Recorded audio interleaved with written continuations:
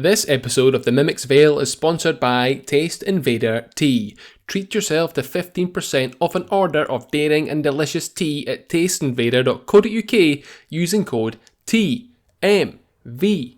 And in the Veil tonight, we have a little chat about Battlesuit Aces, Ghosts of Yotei, Megabonk, even some of the REANIMAL demo. But first, we have a good old chinwag about Little Nightmares 3.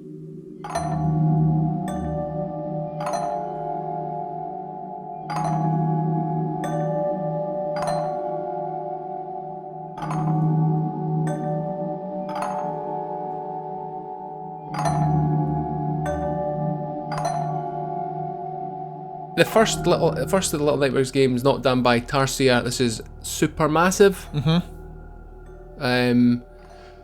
Who have created this in the same, it looks like maybe the same kind of world as the first couple. We played it, at least I played it. Alex, did you play it as well, or was it you, Ben, last year at EGX? I played it at EGX. Yeah. Was it? I did yourself? not. No, it was Alex. And we both, Alex, kind of left without having finished the demo, feeling pretty low on Little Nightmares 3. Have you both played it? We have. Now? Yep. We played it together. You played it together? Co-op. Yep. Yeah. Yuck. We gave you first refusal, and you said, "Fuck you guys! I want to play it by myself."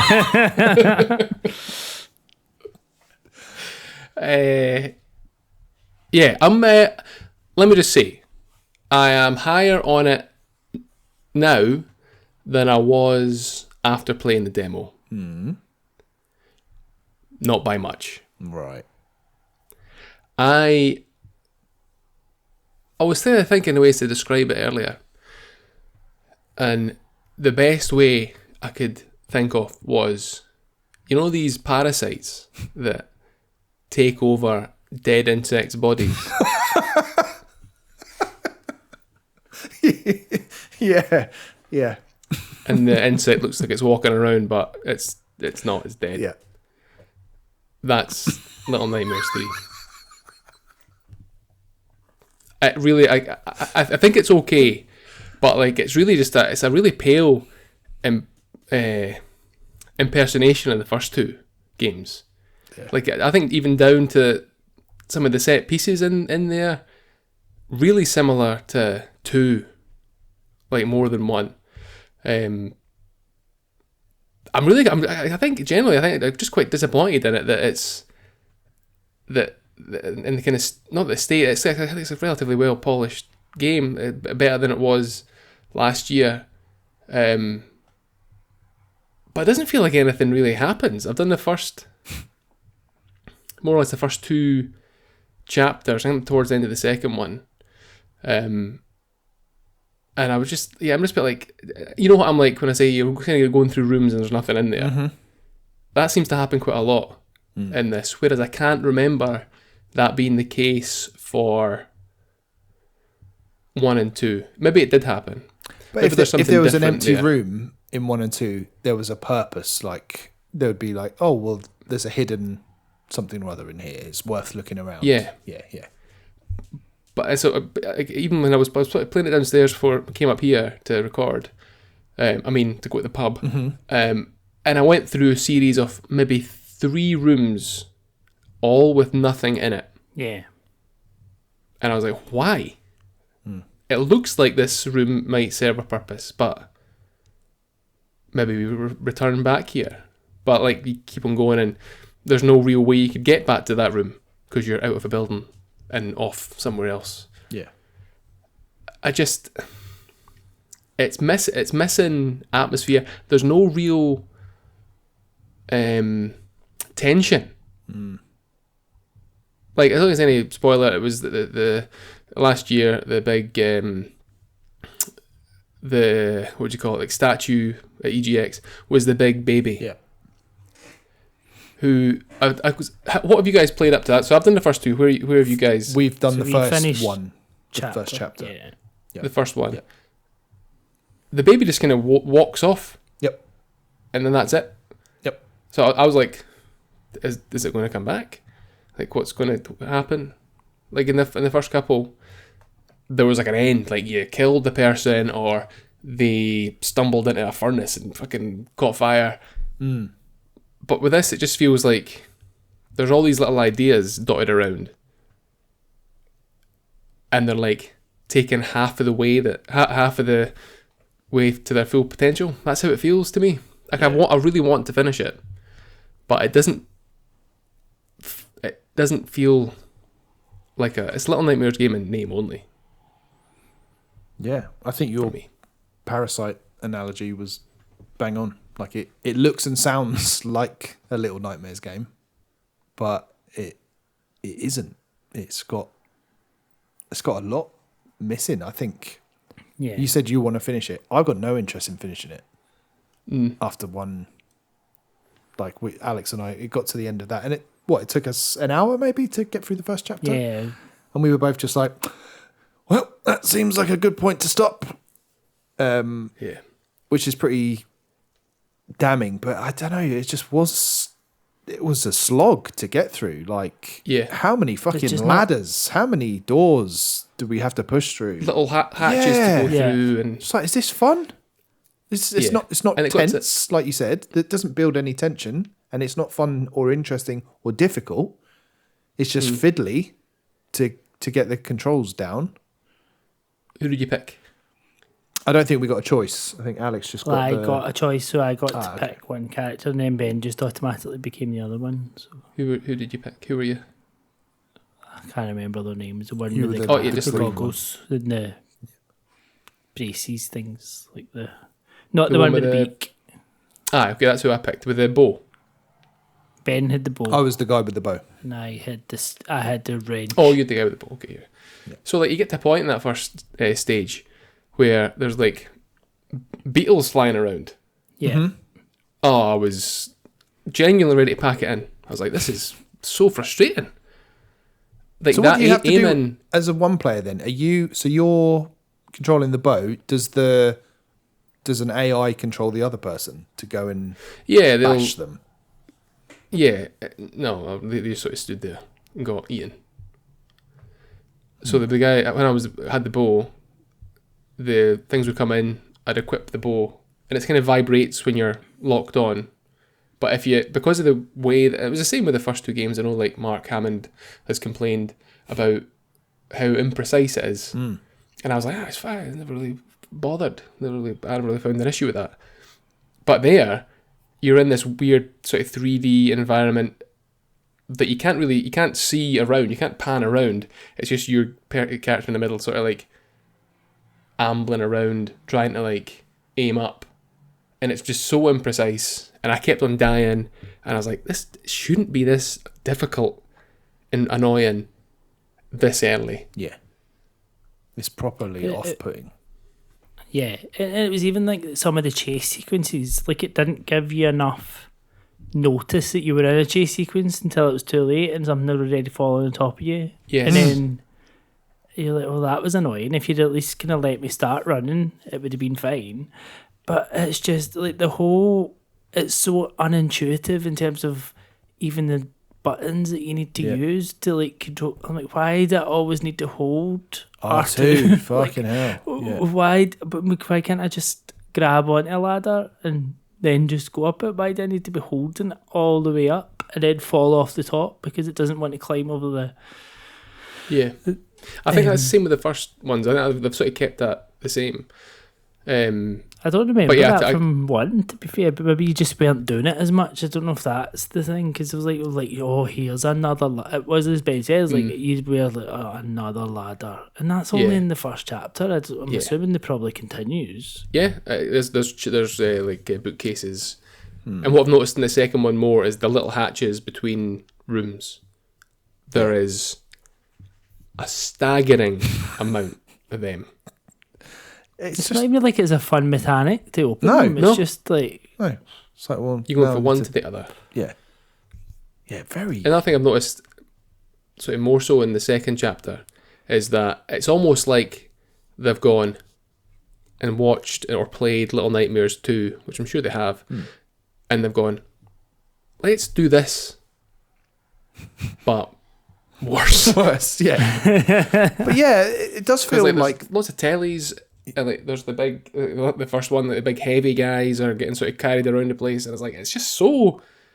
It's like a company have gone in, developer have gone in and been like, let's make a knockoff version of it. What's in one of these games? What do we need to put in here that's in the other games, basically?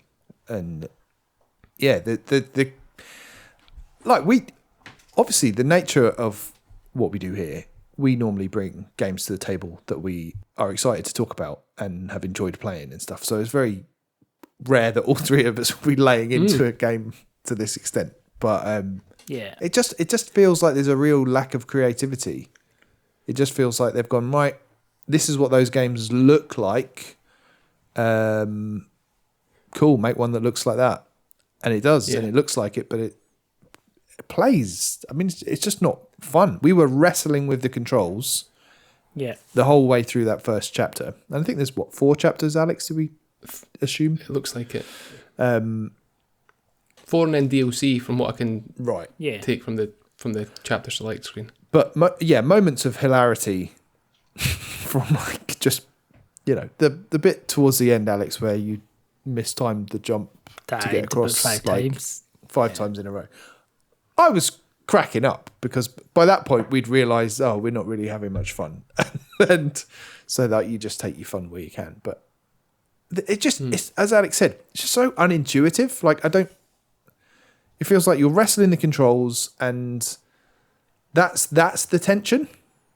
It's like, can I grab this handle and can Alex grab it at the same time? And no, you've got to move around to the other side. And it's like, just not fun. And I can't imagine it is that much improved in single player by the sound of it. Yeah. I mean, I don't think these are really spoilers, but like in the second chapter, there's, again, it's like I'd say a classic little Nightmares mechanic where you go and there's like a little battery that you take out the wall and you take it somewhere else. It's like a light bulb, and there's these little like bugs on the ground who scatter when the light comes towards you. It comes towards them. A few different rooms with that in it, and then there's a bigger room. There's a guy up in the air getting sort of carried around the place. You flick a switch, he crashes. You can't get back around the way you came, so you need to go back through these bugs, carrying this lamp. If you touch one of the, or like if you touch too many of the bugs, or if you're like, for some reason you run too fast into them, the game it stops. It makes that and it fades, and you go. But they don't climb on you. Right. They don't appear to attack. You just drop the bulb, and then you're back to the checkpoint respawn. And then, so I was like, that's fucking annoying. And then I managed to get further, and I got to a particular part in a room, and I touched a lollipop on the ground, right, and it punted me back to the the checkpoint. I was like, what? And it happened twice. And the third time I made sure to go round and try again. And I went around past it and I went, I'm just going to see what happens if I go and stand on that lollipop on the ground. Yeah. And nothing happened. I don't know if it was just that because I came at that lollipop like straight out the room where the bugs were. I don't know, maybe it's a glitch. But even there's a bit I'm at literally just now where you got to move like a box on rollers along like a track, and you come up on the track and there's like a handle, and you go, I need to jump up on the box and grab onto this handle, and something will fall or the floor will open. I can't climb up on top of the box. When you start, there's like a switch in the background. You move the switch the other way, and the track changes, so you can push it back. This sort of weird train thing back through a door where there's a big funnel. There's nothing there to say this is what to do. Thinking about it, maybe you push that box there, and then you pull the handle, and stuff will fall out the tube into the thing. But there's no way to grab the handle. I don't know. Thinking about it, I don't know how to do it. And I was like, this was like 8:25 or something. I was like, I'm bursting for a pee. and I need to go upstairs and set up. I'll come back to this later. Yeah. I'm not disappointed by it because I didn't have any expectations, but like a 3 or a 4 out of 10. Fuck. Yeah. I mean, I'm hard pressed to argue with that. It's a real shame. But Yep. the elephant in the room is that, as luck would have it, there's a demo out for REANIMAL, which they dropped from Tarsier, who made the first 2 Little Nightmares games. Have we all played that as well? Yes. What? I haven't. Okay. I haven't, sorry. Okay. Well, yeah, I played that. I don't know about you, Lewis, but as soon as I started it, I was like, okay, Yes. we're back. we're so back. For me, even it was the point when it said it came up Tarsier Studios. I was like,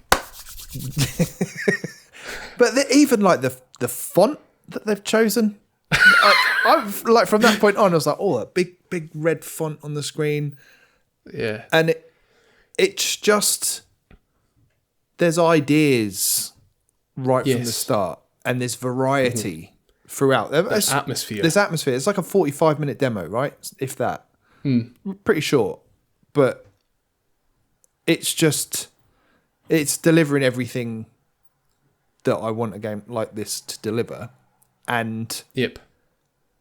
it controls better. Like, it controls like a modern game. I don't care if they used to have to use R2 to grab onto stuff. We don't need to do that anymore. Devs have worked out, let's just move towards a ladder and then start climbing it rather than fanning about with an extra button. It's much more playable, and the direction of it is better. Like, it feels, Little Nightmares 3 feels like there's no direction at all in terms of, it's just a bunch of recycled ideas chucked into a blender and spat out. This feels like you're being subtly pushed in the right direction at all times. You can feel the director's hand in everything that's going on, which I just didn't get from Little Nightmares 3 at all. So this was like, great. I cannot wait to play more of this. This is the one. But even I think, like, when it was announced that it was there, that it was coming out, it was like, this is Little Nightmares 3. When you think about it, what I didn't appreciate was the different aspect ratio. I thought in my head, I was like, it's just going to be the same. You're going like almost like 2D in a 3D environment, but it's not. It's like, how would you describe it? It's not. It's not 2.5D, is it? It's fully 3D, pretty much. Yeah. But yeah, it just. That's what I'm saying. You can take the developer away from the game, but like and get someone else to make a game similar. But it loses it so much with Little Nightmares 3, and like you can just see how much and how the attention to detail Tarsier would put into these types of games, and that's what made them. Like when way back when I was speaking about Little Nightmares, and I was like, I used the word chills. God knows how many times to describe one sort of section. It was genuine, like a chill up my spine every single time something happened, and I've never actually had that in a game since. There's just something about that particular scene that really sort of put the shits up me. But yeah, like it's REANIMAL is just it would appear to be so well placed, and there's no spoilers or anything. But I have never, ever had a demo end like that. No. Play the demo. It happened, if and the demo's still, you fucking twats. Yeah. It was like perfect. And the way that it sort of just came up with like, thanks for playing. I was like, you tease. But they just know what they're doing. Absolutely know what you're doing. Yeah, exactly. It was like the perfect time to end the demo. That is how you sell a game to people. I'm sold on it. Like, I think it's everything you would want Little Nightmares 3 to be. Like, it's but still different enough from those first 2 games. It's not like It's literally Little Nightmares 3. It's got enough sort of changes to it, and like there's even a little bit of voice acting, which I don't remember from the first two games. Like you get the little grunts and stuff, but they're actually interacting with each other. They actually talk.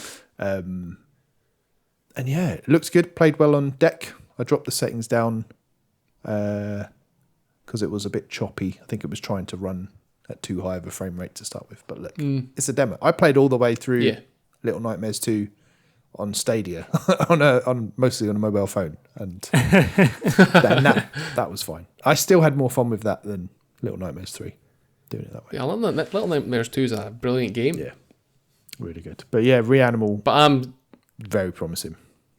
Yes, so looking forward to that. Yeah. Do we know? Has it got a release date for next year, or is it just 2026? Yeah, it's like January or February. I'm Is it? sure it does have a date. Let me double check. Yeah. It was meant to be this year, right? It got pushed. Yeah. But no, I'm excited for that.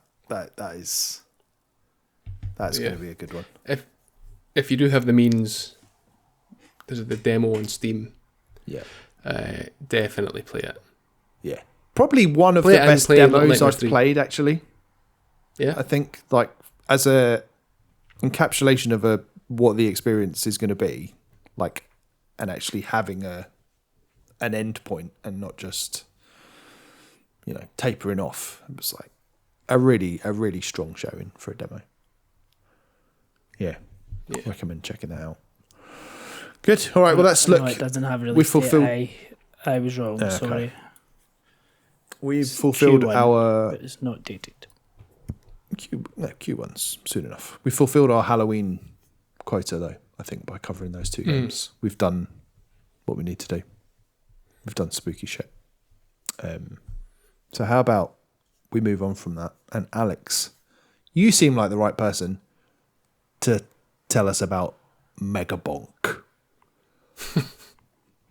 Talk to us. I genuinely don't know what to say about this game, right? Because I think it's a terrible game. I genuinely think it is a terrible game. But it's a terrible game that you can't stop playing. Yeah. Like, there's something about it. So ultimately, Megabonk is a 3D survivors, like, essentially. And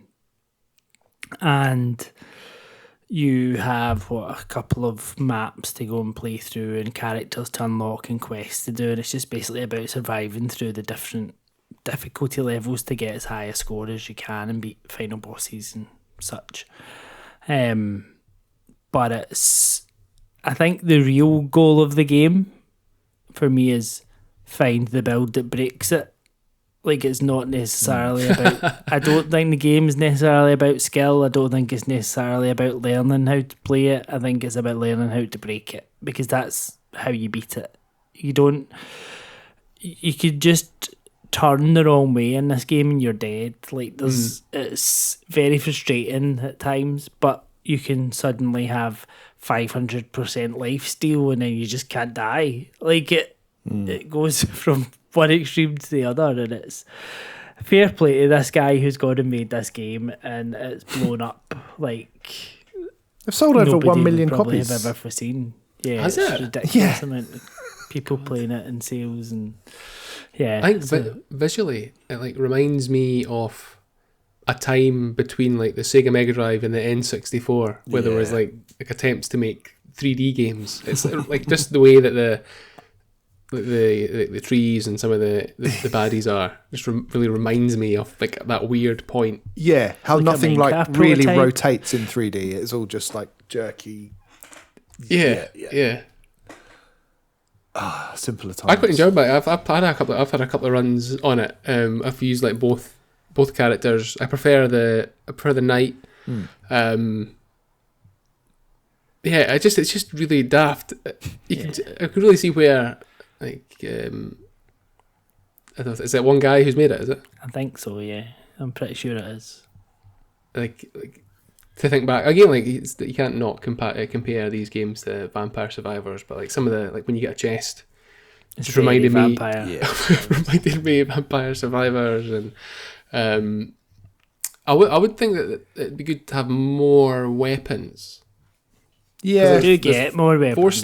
Four slots. I Oh, never four filled up. slots is max. That you I never managed to fill all four. I got 3 You on one of the runs. Yeah. there's only so many unlocked earlier on as you need to do quests to be okay. able to get more. So I think it starts that you can only have 2 in 2 tombs. And then you can, the more you do it, you can then unlock. I've only managed to unlock a third at the minute. I've not managed to unlock the 4th yet. So it's all about doing the Okay, quest to do unlock the weapon slots. But and also yeah, getting the weapon descriptions are good as well, and the upgrade descriptions, like that one I tagged you in, Lewis. It's Thunder Mitts. even just the names of them, like the beefy ring and the Thunder all Mitts. these different things.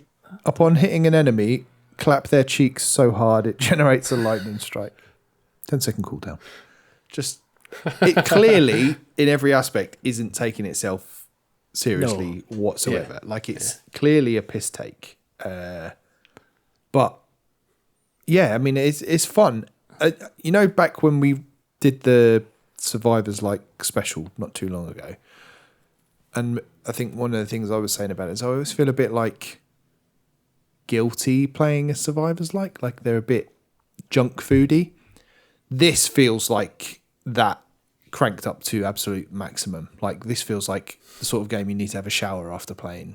Like it's just like this is just made to addict you basically, and it's not shy about it. It's almost like the worst example of what's bad about that as a genre, isn't it? It's like it's just cheap and cheerful and giving you those dopamine hits even more than Vampire Survivors does. Like every 5 seconds I'm picking up a chest or getting an upgrade, and it's like it's speaking to a dodgy character to buy stuff off them. Exactly. Yeah. But yeah, I can see why it's blown up because it's very sort of memeable, isn't it? And the name is silly and what is it about games that look shit that just become really popular as well? Like how I don't get that. I feel like AAA developers need to take that into account because for some reason stuff like this, and it looks fucking awful. Like it is terrible, but it's not. That's a common it's not thing without with these charm. games, I think. Yeah, it is. It's like okay, It's so works. janky, but it's supposed to be. Yeah, and it somehow works despite just everything being against it. In theory, it's like, fun little game, silly little game, but and it's how much is it, Alex? Is it quite cheap? Please tell me it's cheap. £12 or something, I think. Okay. Or maybe it was 8, but I can't remember. It wasn't overly expensive, but I did spend my hard-earned cash on it. Crikey! But the which is rare. it's rare. That's like the higher end of Survivors, like, so isn't it? Like, Yeah. 'cause they're normally like a £8.50. fiver.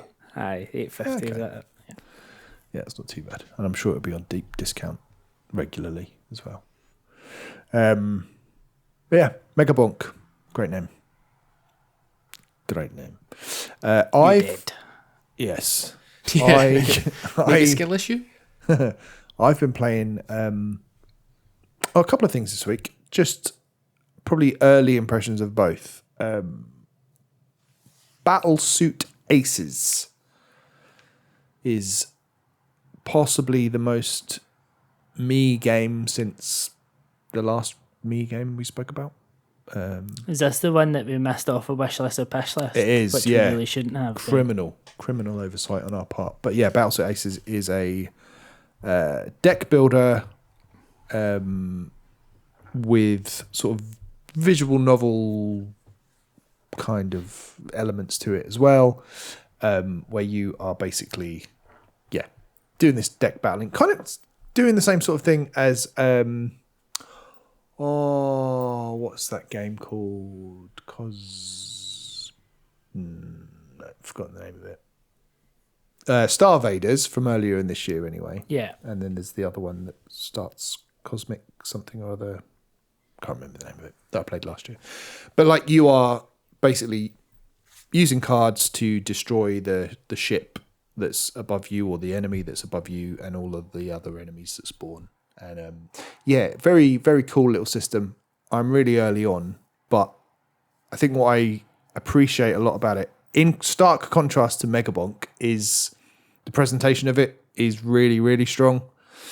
It looks really sort of Saturday morning cartoony or anime-ish, really slick, kind of, it just looks like it could be a cartoon, but it's, and really well voice acted and everything else, and just a cool little battle system. I'm not far enough in to give a good, like a real verdict, but I'm liking everything about it so far.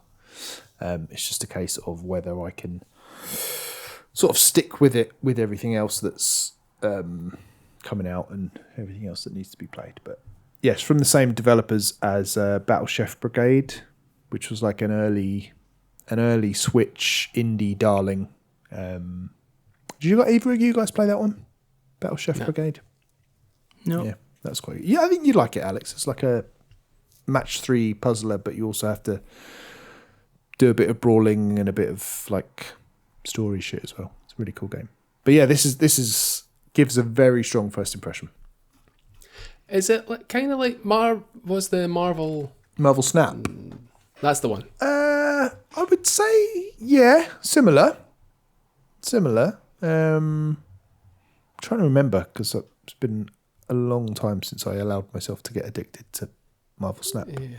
But yeah, I've never really played it. Just from I'm basing that on how some of the cards look, like 3D-ish. Yeah, well, it's certainly got that. How it plays. Yeah, it's certainly got that layer of polish to it. Like obviously, like you look at something like Slay the Spire, which looks pretty ropey, doesn't it? This is really slick.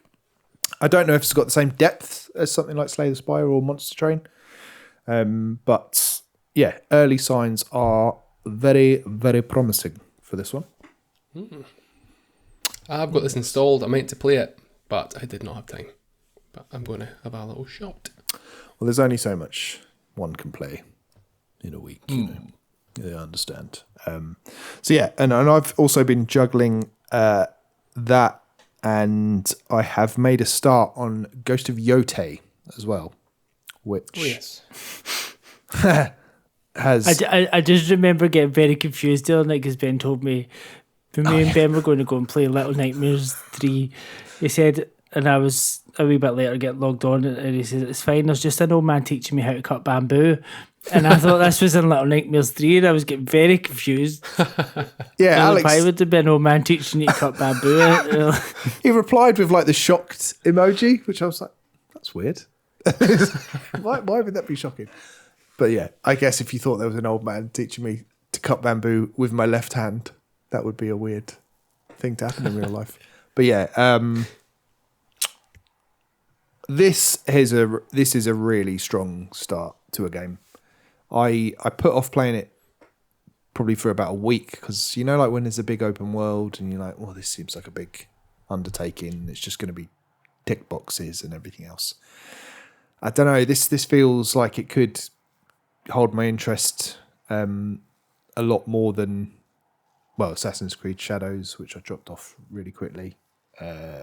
This, although the setup is really, really similar, it just feels like it gets you into the action really quickly, and it's gorgeous. Like, it's so, I just like being in the world, and I don't mind. Oh, there's a little thing over there. It does that thing that Breath of the Wild and Tears of the Kingdom do, where you like see something and go, "Huh, I bet that's interesting," and you just wander over there, even though you know you should be going in the opposite direction to carry on your quest or whatever. Yeah, it does a lot of that stuff. A lot of clever little touches, like even that bamboo thing, Alex. So basically, very early on, you can learn to dual wield katanas, and but you have to go to this guy to teach you how to dual wield. So you have to like strengthen up your left hand, and there's this sort of training montage bit where I don't know if you ever did this because you played a bit of Ghost of Tsushima, Lewis, didn't you? No, not yet. It's one that I've installed on a few occasions and never actually played. Well, there's these bits where you can basically strengthen up. I think you strengthen your sword by cutting through bits of bamboo, like 5 bits, 6 bits, and then 7 bits or whatever. And to do that, you just do like button inputs.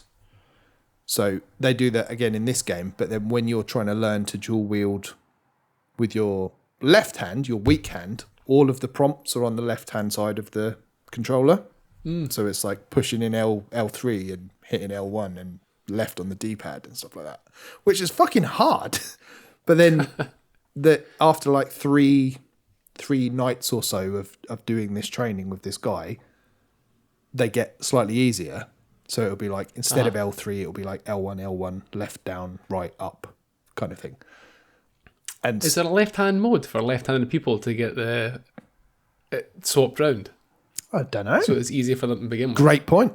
I haven't delved into that, but maybe. But yeah, just little things like that. It's like the attention to detail, things like that. It's like, this is cool. This is cool. And yeah, I like the character that you play as, Atsu. She seems very, very cool as well, and just purely driven by anger and vengeance. Whereas Jin Sakai in the first game was like torn between his honor and, you know, wanting to do the right thing but also get the job done kind of thing. There's none of that here. She just wants to fuck people up and get revenge. And I'm very very, very much looking forward to playing lots and lots more of it.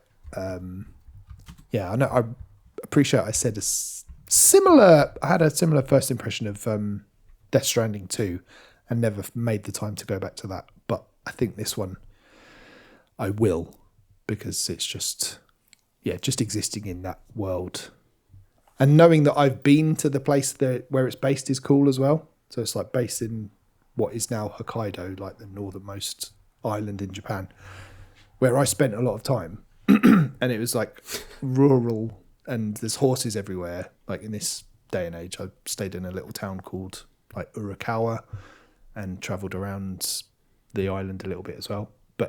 And there's like wild horses running around in this. I was just like, oh, okay, nice. That's cool. So it is. It's special. Music is great. Visuals are amazing. It's like proper. I suppose you budget shit. You also know that it's a 30-hour like experience rather than like an 80 or 90-hour experience. Yeah, that with Death Stranding 2. So like it's got that in its favour, doesn't it? Yeah, that helps, and I do think.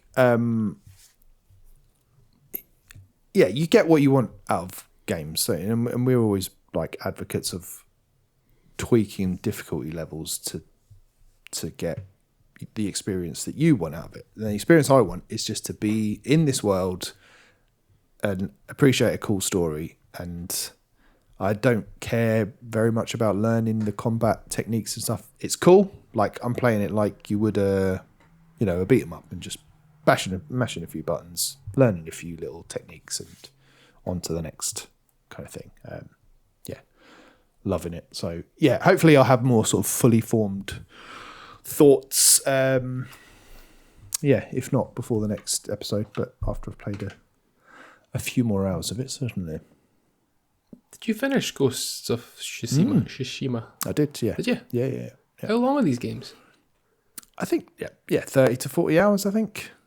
Yeah. Not. I think that's what puts me off starting it, because I'm like, it's a big commitment. Yeah. I might be wrong. It might be more like 20 to 30, actually, thinking about it. I don't think they're like... No, that's all right. Yeah, there's a big difference. There's I don't know. I think it's one... I didn't play... I think I had a couple of breaks when I was playing through Ghost of Tsushima, because that is a long time to just sit and plough through one game. Although, having said that, just the last couple of weeks, Alex and I have done that with Final Fantasy Tactics and Ball Pit, so... I guess if you get really into something, then it'll happen. Yeah, but 70 hours in Silk Song. So. Exactly. It happens. But yeah, I would say as much as Battlesuit Ace is like right up my alley, I think if I had to choose one of the two that I'm going to persevere with, it probably would be Ghost of Yotei. It's just what I'm feeling at the moment. Yeah. Both very good, though. Very strong first impression for both of those. Lovely. Nice. Nice. I think that's it. Is it not? That's all the games? Yeah. Yeah. All the games. So, all the games. So why? Let's play, as Lithuanians say, at spec cat vertime patsumetsui pabiaiga. Why is it so long in all the other languages? That's fantastic. And thank you to all of our Lithuanian listeners. Thank you. Thank you. I hope you're all enjoying yourselves there in the capital of Lithuania, which we all know is lovely this time of year. Very good. I'm going to look that up. All right. Clue number 1. Amazing and stylish.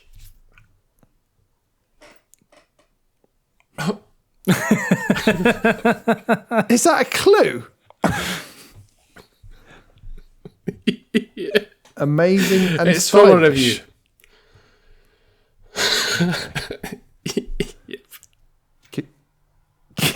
Can you tell us who the reviewer is? Yeah, Polygon. Okay. I thought you were going to be a dick and it's like one that I wrote or something. Just absolutely rinsing. If there were 2 words that sum up this game, it's amazing and stylish. Polygon. What would Polygon think was amazing and stylish? Get into Anything. the mind of a polygon. I don't know. Should we start with a classic question? Yeah. Is it After an you. indie, Lewis? Is it an indie? Yeah. Indie. It's an indie. Cool. Did it release post 2020? Or 2020 or later, sorry. No. Hyperlight Drifter.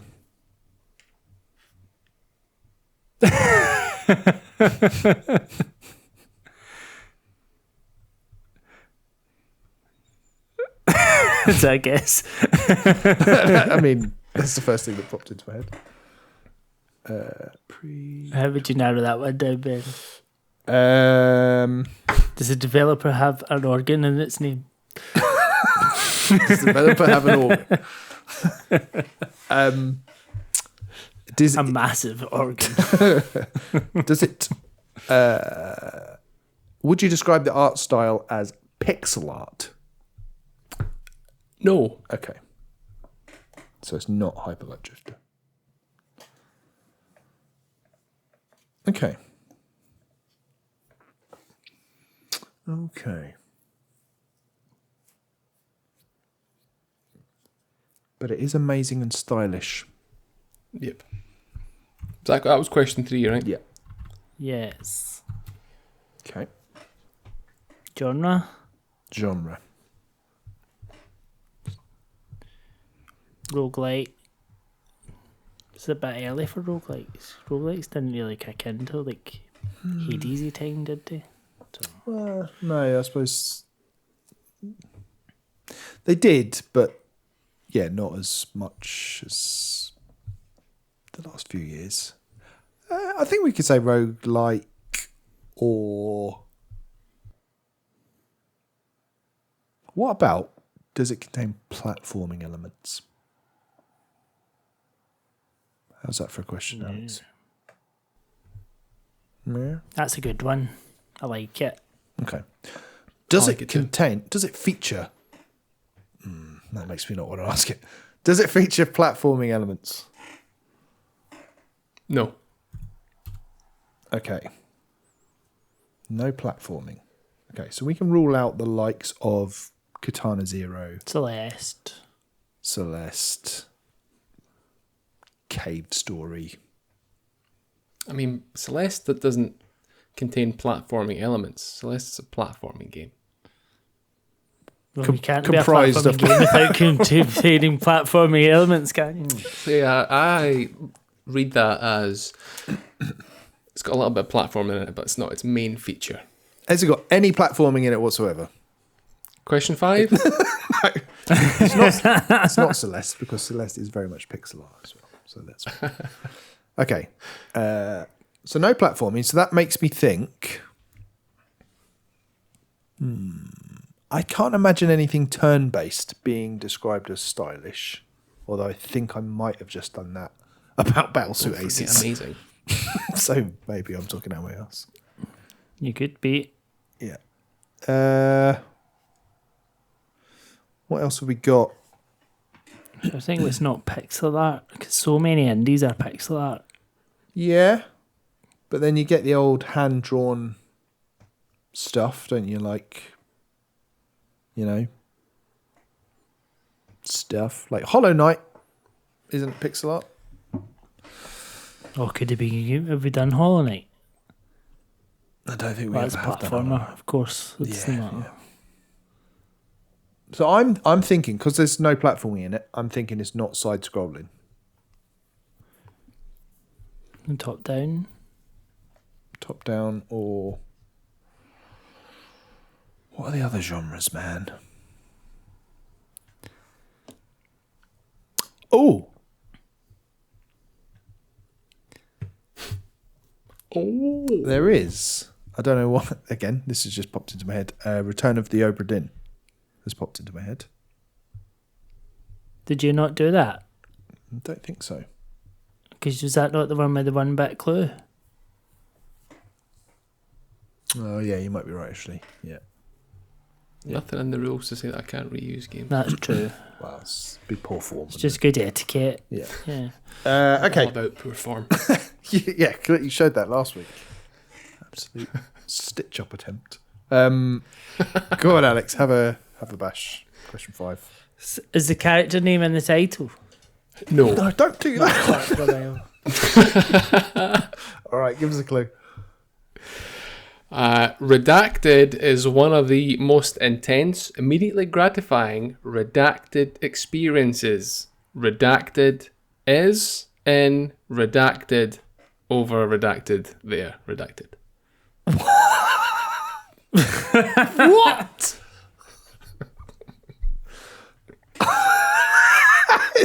There's never been a more poorly formed sentence.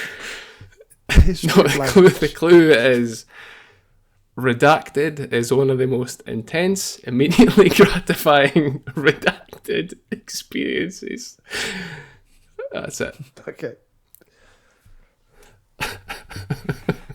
It feels like, see, the fact it's more intense, redacted, like too many redacted, it almost makes you think it's like part of a series. But So I thought my take was that the second redacted is the genre. So like blank is one of the most intense types of yeah, whatever. like fighting or something. I mean, there may have even been a massive clue at the start of that. Start of that clue there. Another massive clue. Don't overthink it. Is it Would you redacted? like Isn't to that the name of a game? That is the name of the game, yeah. It is the name of the game. So what was the start of the clue again? Blank? Redacted is one of the most intense, immediately gratifying, redacted experiences. What would be immediately gratifying? Little Nightmares. Lots. That's got platforming though, isn't it? Let me tell you, you've got game translation and developer translation Oh, great. for this. Because that would have been really helpful last time. Well, because I loved it so much last time, game translation is Samoan. Brilliant. And your favourite developer translation is, of course, German. Oh, amazing. We can't fail. Intense. Right, what's intense? An intense, indie, pre-2020. See, I didn't That's really amazing play any and indies stylish. back then. It's like Katana Zero. We've already had that, and it's got platforming elements. Something like that. Without pixel art. Without pixel art. I keep thinking like Streets of Rage 4 type thing. Like, Yeah. but, But I wouldn't say it's necessarily intense. no. What's intense? What about Carry On? Carry On? Is that not Something like pixel that. art? No. Question I don't 6. know actually.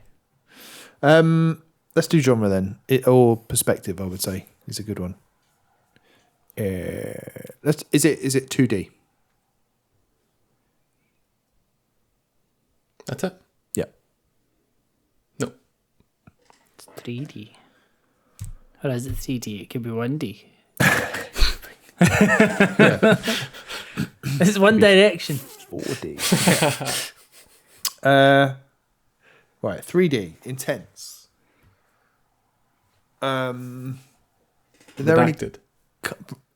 any kind of like boomer shooter kind of things that came out pre-2020? Because they're intense. Probably, yeah. Like, my mind is blank. Yeah. I feel like I've been rubbish at this for a wee while. Don't worry, we'll muddle through. Since episode 4.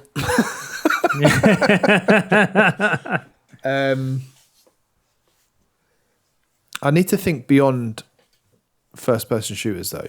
What else is... Yeah. Because this messed us up when it was Time Crisis 2. And I could only think first-person. Oh, it must be an FPS. What else is there that's played from a first-person perspective?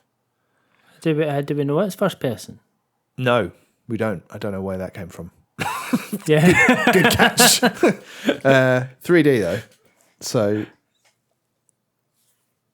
maybe we should ask that. And it's not a platformer. Is it played from the first person perspective, Lewis? Yes. Wow.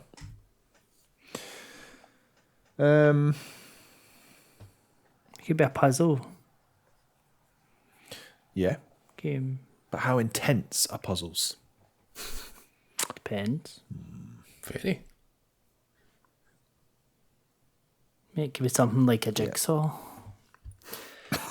They get intense. Immediately. I found the corner. Amazing and stylish jigsaw.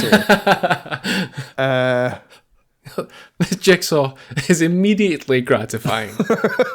I solved it instantly. It is an indie, isn't it? Yeah. Could it be that, like, 'Cause was it Goetia? Is that what it's like? Goisha. Goetia, Moesha, Noesha. You know the one I mean, like the first person puzzle Yeah, I know what you're talking about. thing. But it's not Gorogoa. Gorogoa, yeah, that's the one. It's not intense though, is it? Intensely No, difficult. there was nothing intense about that. It was stylish, though. I wouldn't say it was amazing. What about Ghost Runner? That's first person. Yep. It's Stylish. intense. It's stylish and it's intense. Stylish. Does it feature a katana? That was a question to Ben. To me. That Yeah, wasn't I to think you, it... Lewis. Yeah. We could ask that. Does it feature, like, predominantly melee combat? And parkour elements. I mean, would you almost class them a Ghost Runner as platforming? Yeah, you would, wouldn't you? Fucker. Yeah, scratch that. Maybe shooting. Should we ask if it's got... Or should we ask if it's got Yeah. combat? It's got combat in it. Yeah. Does it feature combat? It features combat. Okay. That was question number 8. It was, yeah. Okay, so it's got combat. We haven't got the platform, have we? But No. I feel like these are always First person Switch games. combat game.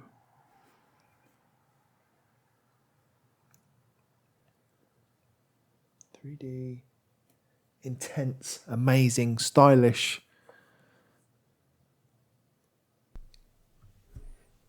Immediately gratifying. Don't Immediately forget. gratifying.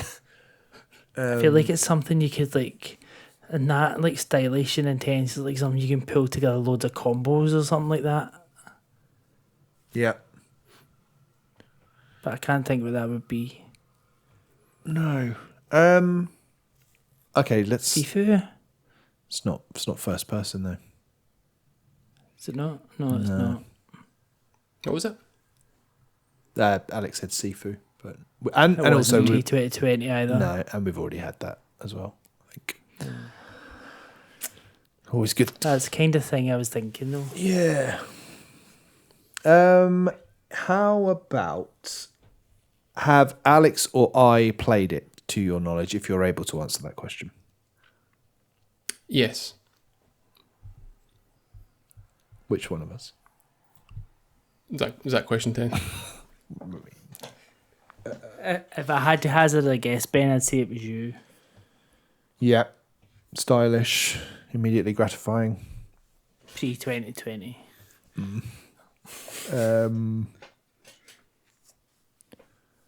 Okay. We played it. Pre-2020. First person. Why is it first person?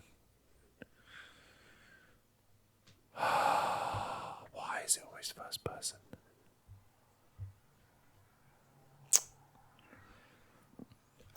Okay, we could ask Lewis if he likes this game. If he's played it and liked it. That really narrows it down, doesn't Yeah. it? This is your last question. Yeah, well, I don't think we've got... We don't have it anyway, Much, so it doesn't really yeah. matter. Did you play and enjoy this game, Lewis? Yes, Okay. I did. Okay. Yeah. Right. Do you want the translations? Yes, Liz. I sense from your tone that's not going to help. Well, it might. Okay. The game translation is Sasafana. And that is Samoan. Lithuanian, no. That's, Was it Samoan? No, that's Samoan. Too many languages. God. It's hard to prep for this, isn't it? And the developer is Volkenkopf. Volkenkopf.